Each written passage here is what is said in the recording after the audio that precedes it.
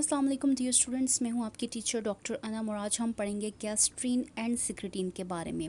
ये दो हार्मोन्स गट में प्रोड्यूस होते हैं। इसका मतलब है कि आपकी गट समटाइम्स एंडोक्राइन सिस्टम के तौर पर भी एक्ट करती है और हार्मोन्स को प्रोड्यूस करती है।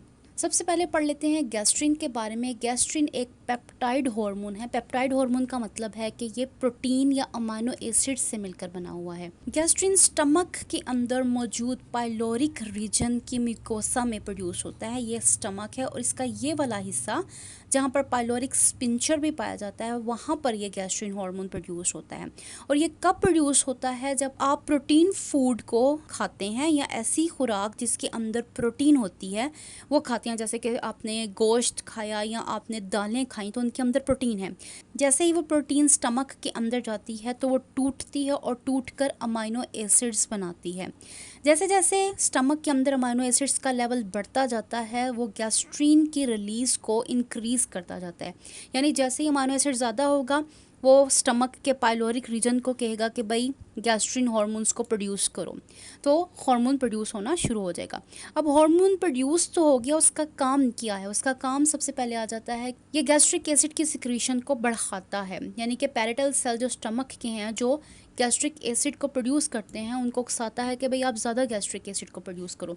तो गैस्ट्रीन जैसे ही रिलीज़ होगा उसका सबसे पहला इफेक्ट जो आएगा वो गैस्ट्रिक एसिड के ऊपर आ जाएगा।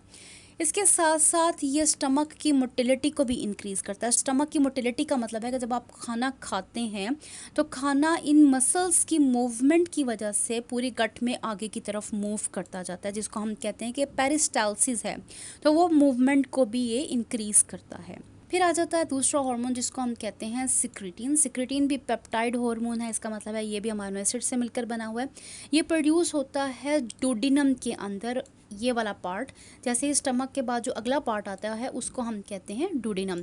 अब डोडिनम में ये कब प्रोड्यूस होगा? जैसे ही एसिड फूड इसके अंदर एंटर होगी और इसकी वॉल्स को टच करेगी तो इसके अंदर सिक्रेटिन का रिलीज़ जो है वो बढ़ जाएगा। अब फूड एसिडिक क्यों होगी? क्योंकि इसके अंदर HCl मौजूद होगा और ये स्टमक से आ रही है तो इसका मतलब उसके अंदर HCl है और HCl एसिडिक फूड बना देता है। ठीक है, अब इस सिक्रेटिन का क्या फंक्शन है? इसका सबसे पहला फंक्शन आ जाता है पेनक्रियास के अंदर। ये पेनक्रियास के अंदर पेनक्रियाटिक जूस की रिलीज़ को बढ़ा देती है। यानी पेनक्रियास को कहती है कि गैस्ट्रिक जूस को रिलीज़ करो। और इसके साथ साथ ये बाइल प्रोडक्शन को भी इंक्रीज़ करती है लिवर के अंदर। अब बाइल जैसे ही बनेगा, बाइल एंटर होगा डूडिनम के अंदर और ये जाकर क्या करेगा कि ये जो फैट होती है या डाइटरी फैट, वो फैट जो आपकी खुराक में मौजूद होती है उसको इमल्सीफाई कर देगा। जैसे ही फैट इमल्सीफाई होगी तो उसके ऊपर पेनक्रियाटिक लाइपेज अमल करेगा और उसकी तोड़ फोड़ या उसका ब्रेक डाउन को स्टार्ट कर देगा। तो इस तरह से ये दोनों हार्मोन्स गट के अंदर या डाइजेस्टिव सिस्टम के अंदर खुराक की डाइजेशन में हेल्प करते हैं। आई होप कि आपको ये दो टॉपिक समझ में आ गए होंगे। अगर इससे रिलेटेड आपके पास कोई क्वेश्चन है तो आप मुझसे पूछ सकते हैं कमेंट सेक्शन में। मैं मिलती हूँ आपको अगली वीडियो में।